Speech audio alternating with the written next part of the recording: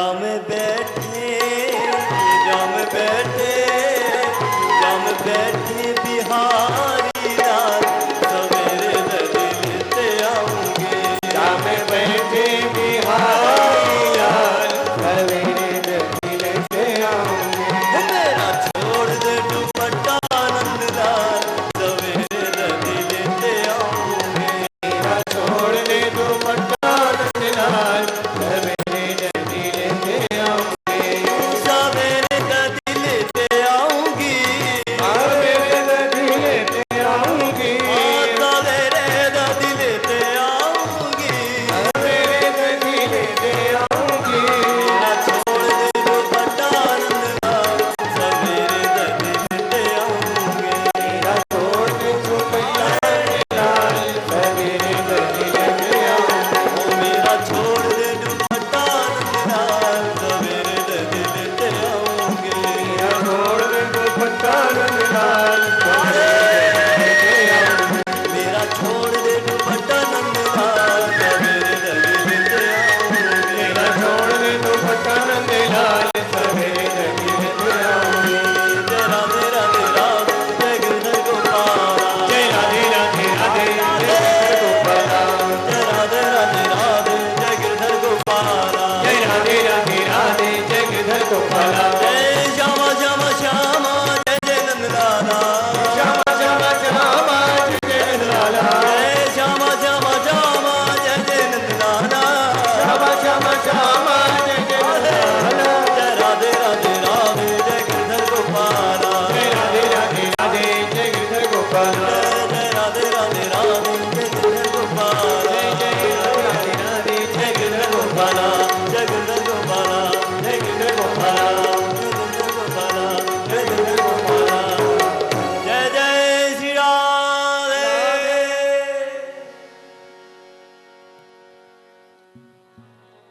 पौगंड अवस्था में प्रवेश करते हैं भगवान कृष्ण 6 वर्ष के हो रहे।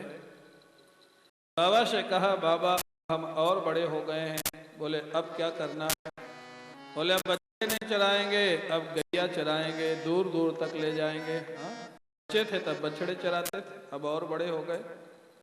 बाबा ने कहा नहीं लाला अभी थोड़े दिन और ठहर जाओ। बोले नहीं बाबा अब तो हम बड़े हो गए। हाँ? गायों का पूजन हुआ, ग्वाल बालों का पूजन हुआ, श्री कृष्ण का पूजन हुआ। यही कार्तिक का महीना था, शुक्ल पक्ष दीपावली के बाद जो अष्टमी आती है ना, गोपाष्टमी उसको बोलते हैं।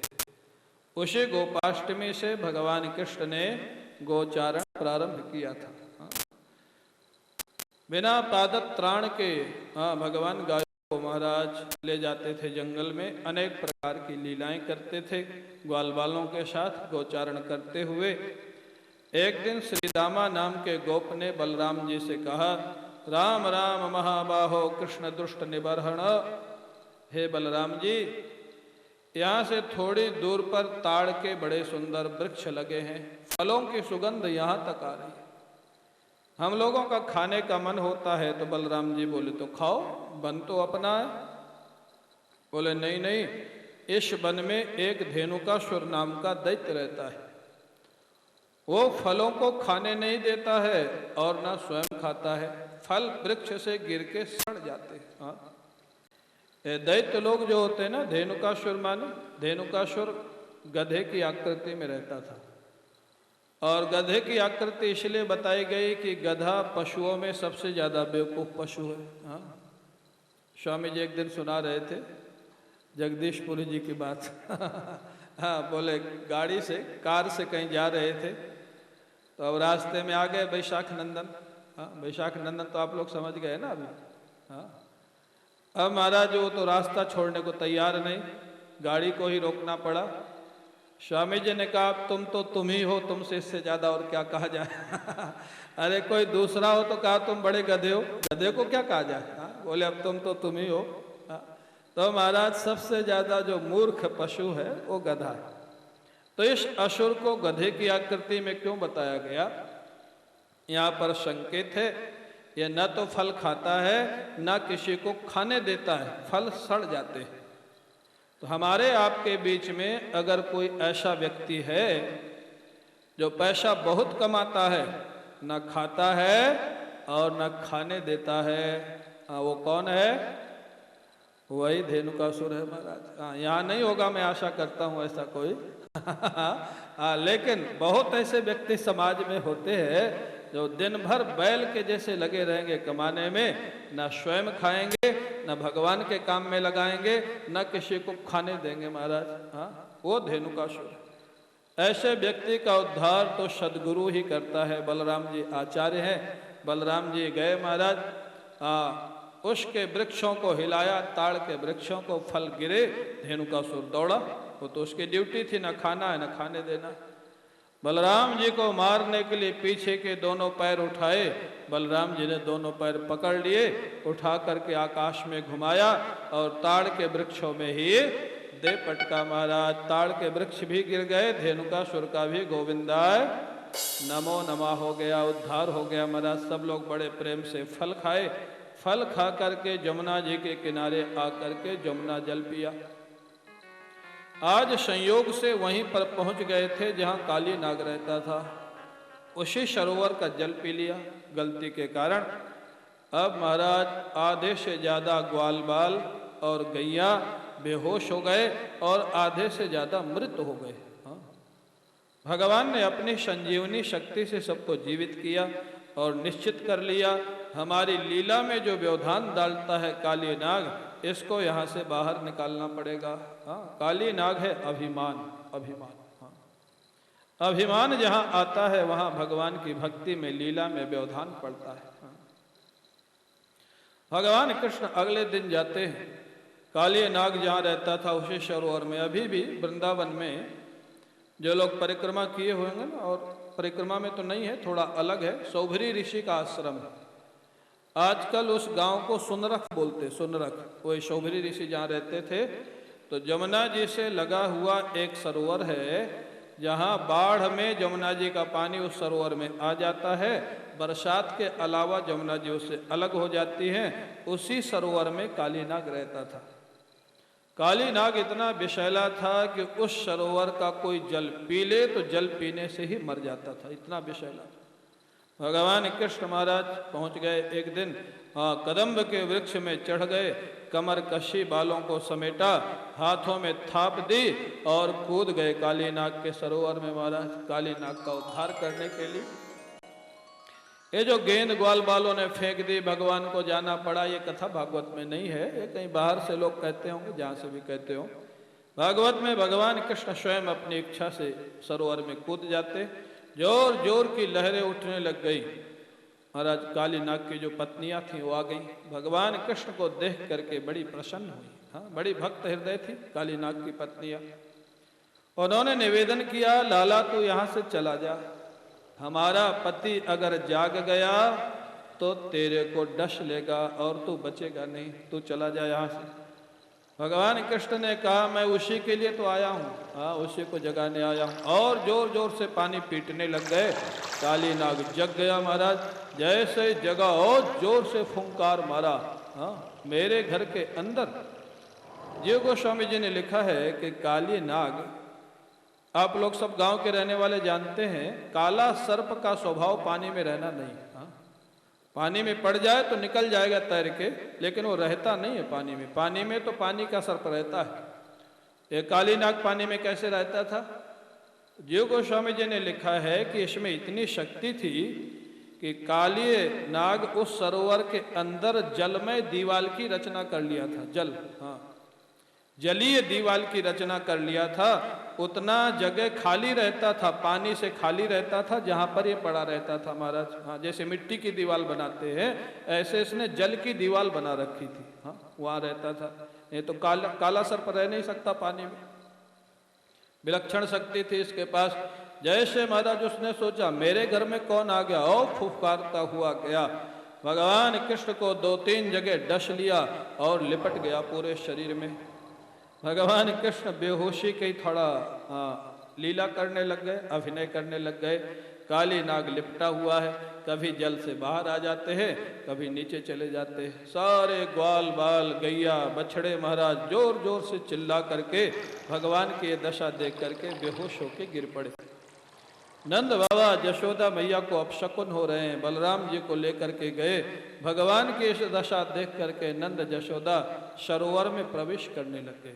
अगर हमारे कन्हैया नहीं रहेंगे तो हम भी इस संसार में नहीं रहेंगे। ये था प्रेम। हाँ, बलराम जी ने नंद बाबा को संभाला, गोपियों ने यशोदा मैया को संभाला। थोड़ा ठहरो, अभी अभी देखना, कन्हैया का ये कुछ नहीं बिगाड़ सकेगा, कन्हैया अभी बाहर आ जाएंगे। कन्हैया भी ने भी देखा ब्रजवासी बहुत व्याकुल है। बाबा मैया, कन्हैया ने अपने शरीर को बढ़ाया। अब बढ़ाया तो काली नाग का शरीर टूटने लग गया, वो तो लिपटा हुआ था। वो छोड़ करके विवश होकर के सामने खड़ा हो गया। शतई के शीर्षणा 101 फण थे भागवत के अनुसार, और अनेक पुराणों में लिखा है 1000 फण थे महाराज। 101 तो पक्के ही थे। वो खड़ा हो गया सामने और पैंतरेबाजी करने लग गया, इधर से उधर, उधर से उधर, उधर से उधर। भगवान कृष्ण भी पैंतरेबाजी करने लग गए। मौका देख के छलांग लगाई और काली नाग के मस्तक पे सवार हो गए। बोली काली मर्दन भगवान की। अखिल कलादि गुरु ननर्त, नाचने लग गए काली नाग के मस्तक पर। शाम को शायद रासलीला की कथा आएगी।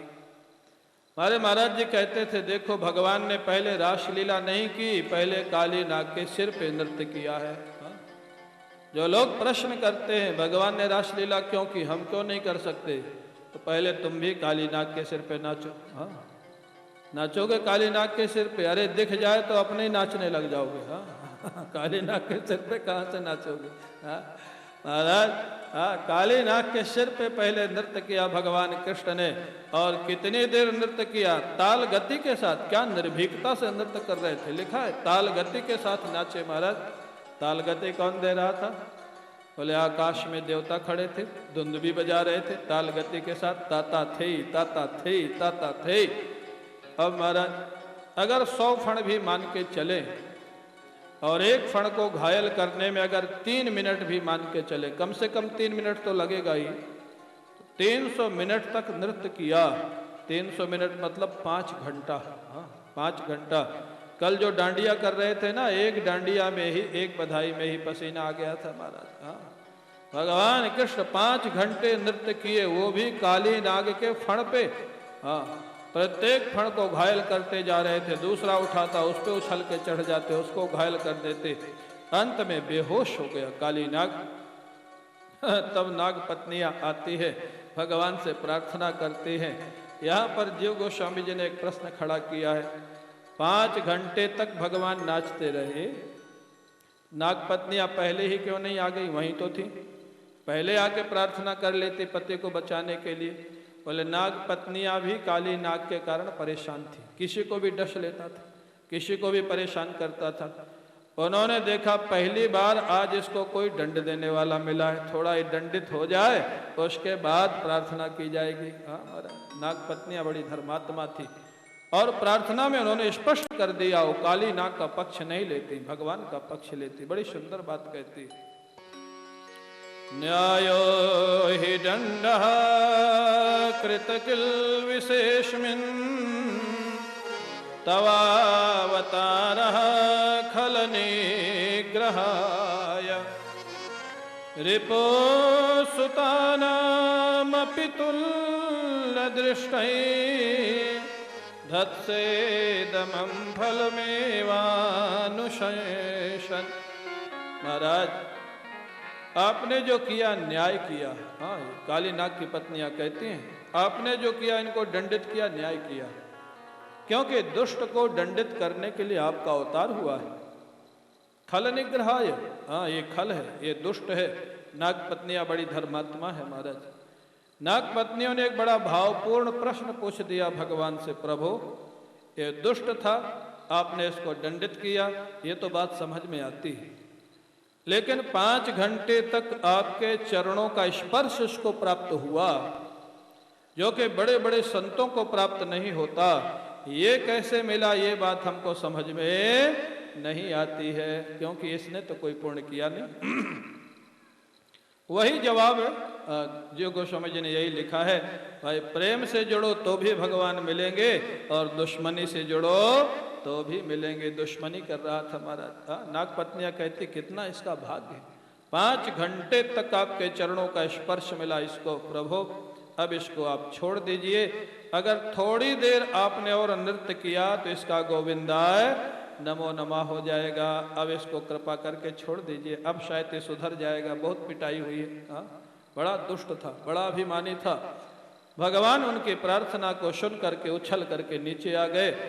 थोड़ी देर बाद काली नाग को होश आया, लेकिन बड़ा विलक्षण महाराज। होश आने के बाद माफी नहीं मांगा। माफी नहीं मांगा, भगवान से प्रश्न कर दिया, वयम खलाहा सहोत्पत्त्याः तामसा दीर्घमन्यवाः। आप बताइए हमको काटने का स्वभाव किसने बनाया? हमारे मस्तक में जहर किसने दिया? इस दुनिया को किसने बनाया? आपने। नागों को बनाया आपने, काटने का स्वभाव बनाया आपने, जहर बनाया आपने। उसके बाद अगर हम किसी को काटते हैं तो दोषी कौन है? ऐसा प्रश्न कर दिया। कई लोग बड़े खुश हो जाते हैं, क्या प्रश्न किया है। भगवान को निरुत्तर कर दिया। अरे ये बेवकूफ निरुत्तर क्या करेगा, इसका प्रश्न गलत था। भगवान ने यहाँ जवाब तो नहीं दिया, ये बात सही है। मूल भागवत में भगवान ने तुरंत जवाब नहीं दिया, ये बात सही है, लेकिन निरुत्तर नहीं हुआ, प्रकारांतर से जवाब दिया। भगवान ने कहा तुम जो कहते हो ठीक है, लेकिन तुम यहां से इत्याकरण बचा प्राह। हंसते हुए भगवान बोले, क्यों? काली नाग कह रहा है सब कुछ आप ही तो करने वाले हो, फिर हमारी क्या गलती है? कई लोग ये सिद्धांत कह देते महाराज, जब सब कुछ भगवान ही कर रहा है तो हमारी क्या गलती है फिर? यही तो काली नाग कह रहा था। लेकिन ये बात तुम सुन के कह रहे हो या समझ के कह रहे हो? ये सिद्धांत सुन लेना। चालाक व्यक्ति क्या करता है, जब गलती हो जाएगी तो कह देगा सब कुछ भगवान कर रहे, और अच्छा काम हो जाएगा तो मैंने किया। ये चालाकी, ये गलत सिद्धांत है। अगर अच्छा भी हुआ भगवान कर रहे हो तो ठीक है, तुम्हारा सिद्धांत पक्का है। मान लीजिए एक व्यक्ति कहते थे आपने किसी को गाली दे दिया। उसने कहा क्यों भाई गाली क्यों देते? बोले भगवान की इच्छा थी, भगवान की इच्छा के बिना तो कुछ होता नहीं। गाली देने के बाद उसने आपको 2 डंडे मारे, फिर आपको क्या लगा? वो भी भगवान की इच्छा थी कि नहीं? अगर डंडे में भी भगवान की इच्छा दिखे तो आपकी भक्ति पक्की, और आपकी गाली में खाली भगवान की इच्छा दिखे और सामने वाले के डंडे में न दिखे तो आपकी चालाकी। यही फर्क है दोनों। सिद्धांत ठीक है, भक्ति सिद्धांत कहता है भगवान सब कुछ करते, कर्म सिद्धांत कहता है व्यक्ति कर्म में स्वतंत्र है, फल में परतंत्र है। ये कर्म सिद्धांत कहता है। काली नाग वही दिग्भ्रमित था, वो कहता सब कुछ आप ही तो करते हो, फिर मेरी क्या गलती? भगवान बोले अब इसका जवाब क्या दूं, प्रैक्टिकल करके दिखाऊंगा। भगवान ने कहा काली नाग ठीक है, मैं जब तक उत्तर नहीं देता हूं तब तक तुम्हारी बात सत्य है। सत्यम यावदाम उत्तरम न दास्यामि तावत सत्यम। बोले तू इस रमणक द्वीप को छोड़ के चला जा, क्योंकि हमारी लीला में व्यवधान पड़ता है। काली नाग ने कहा महाराज मैं नहीं जा सकता इस रमणक द्वीप को छोड़ के। अब रमणक द्वीप को चला जा, इस सरोवर को छोड़ के। बोले मैं नहीं जा सकता। बोले क्यों? बोले गरुड़ जी हमको बहुत मारेंगे निकलते ही। यहीं से उसकी बात कट गई। अभी कह रहा था सब कुछ आप करते, अब गरुड़ जी बीच में आ गए। जब मैं ही सब कुछ करता हूं तो गरुड़ जी कैसे मारेंगे मेरी इच्छा के बिना? यहीं से उसकी बात में विरोधाभास आ गया। फिर भगवान ने और पूछा गरुड़ जी क्यों मारेंगे भाई, क्या समस्या तेरी गरुड़ जी के साथ? बोले गरुड़ जी के लिए हम सभी नाग जाति ने निश्चित किया था भोजन की व्यवस्था करना। मेरी जिस दिन ड्यूटी थी भोजन व्यवस्था की, मैंने गरुड़ जी के लिए व्यवस्था नहीं की। दूसरे नाग जाति के लोगों ने जब व्यवस्था की तो गरुड़ जी का हिस्सा मैं खा गया। इतनी दुष्टता, इतना अधर्म। और गरुड़ जी ने आके जब पूछा तो मैंने गरुड़ जी को कह दिया खा लिया क्या करोगे? ये जो गलत व्यक्ति होते हैं ना, वही लोग वेदांत का सहारा लेके अपनी गलतियों को छिपाते हैं, भक्ति का सहारा लेके अपनी गलतियों को छिपाते हैं। वेदांती तो कह देगा अरे हम में तो कर्तापना है ही नहीं, हम कुछ भी करें। भक्त कह देगा भगवान की इच्छा से ही सब कुछ हो रहा है, हमने क्या किया है? ये चालाकी, चालाकी जो सिद्धांत का दुरुपयोग करता है, वहां भगवान उसको दुष्ट की कोटि में रखते, असुर की कोटि में रखते। काली नाग गरुड़ जी से झगड़ गया, उनका हिस्सा भी खा गया। गरुड़ जी ने बहुत मारा, तब आकर के सरोवर में छिप गया। क्यों? गरुड़ जी यहाँ नहीं आ सकते थे, उनको शाप था सौभरी ऋषि का। हाँ, क्यों शाप था वो अलग बात है, वो नहीं सुनाया जाएगा। क्यों? हाँ, अब महाराज वो नहीं आते थे गरुड़ जी।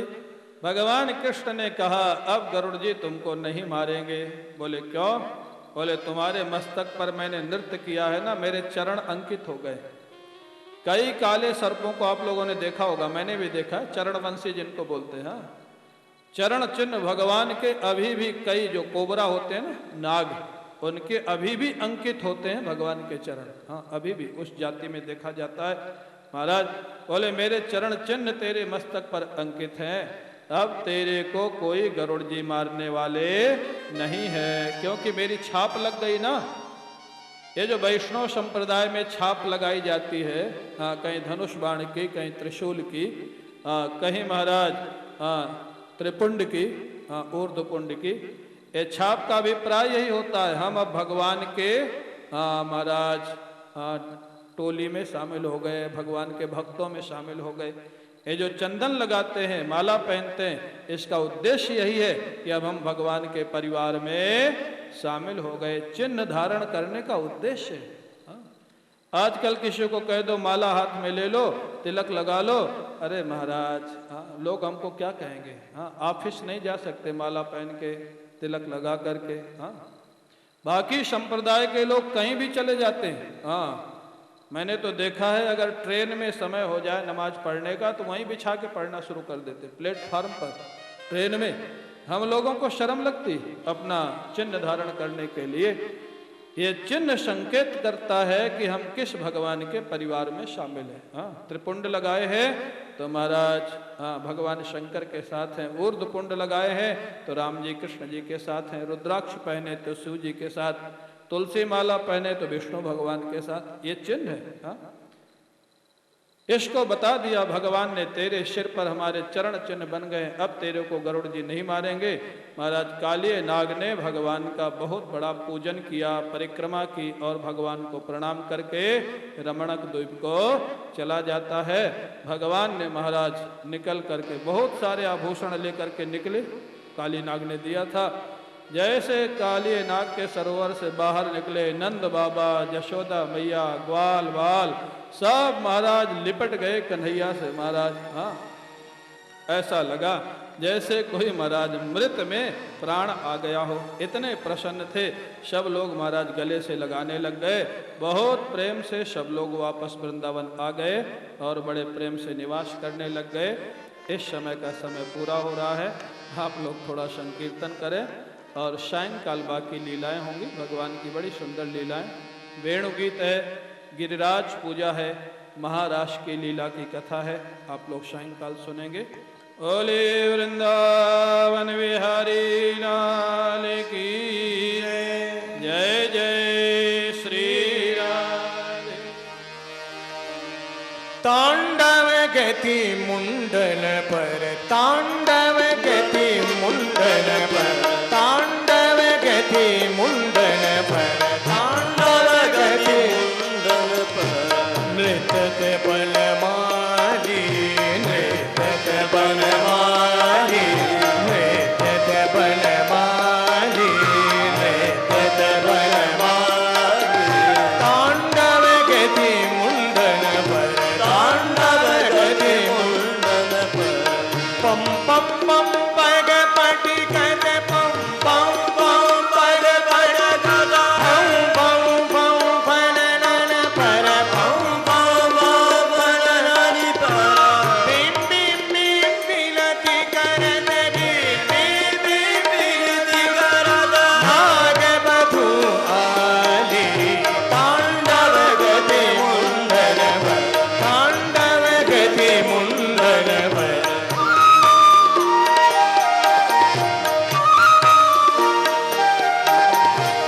सन सन सन सन कादिक, सन सन सन सन कादिक, नन नन नन नारिदा,